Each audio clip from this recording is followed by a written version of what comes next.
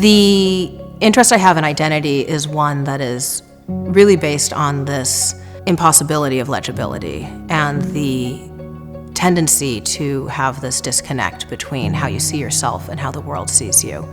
So in order to capture that through the figure and through painting, it was important to me to not just rely on the visual signifiers of race or gender, but instead to express those through a sense of what it is to live within a racialized body, what it is to live within a gendered body. And for me, that is much more apparent in these works through the compositions, through having these bodies that have to distort and contort themselves in order to stay within the frame. Because I'm more interested in depicting what it is to be within a body rather than depicting exactly what a body would look like from the outside, I use a lot of flamboyant and crazy colors within the paintings.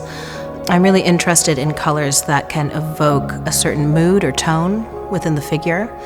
The idea of heat or coldness, ease or discomfort, and how that can be represented through paint rather than how to represent skin itself.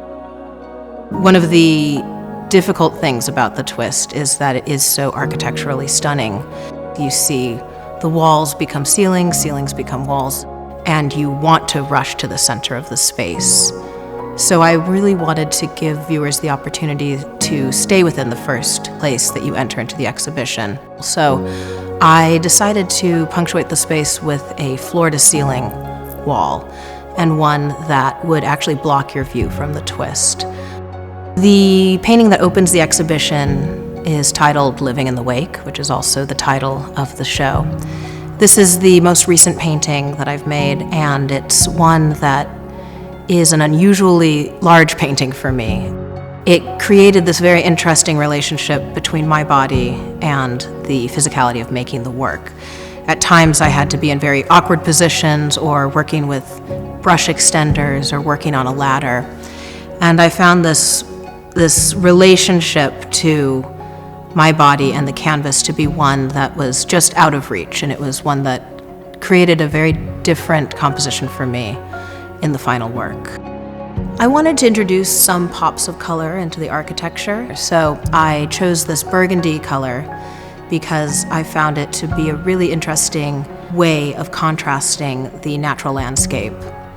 There's a moment in the final room where there's two window cutouts that reveal the landscape and reveal the water that really inspired the two new pieces for the exhibition. I'm actually a quarter Norwegian, and when I visited Norway, the impact of all the water everywhere was really inspiring to me, but also that water was used to transport my great-grandparents from Norway to the United States. The final piece in the show is this sort of meandering body of water, and what's interesting about that piece in particular is that I made it in my studio in Los Angeles, and my house and my studio were very much impacted by the recent LA fires. So my house was burned down, and my studio remained with that painting half finished in it.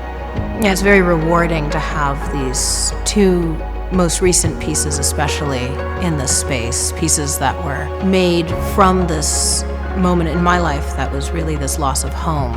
And to have those pieces then return to a place where my ancestors are from and where I have a shared family history is something that's very meaningful to me.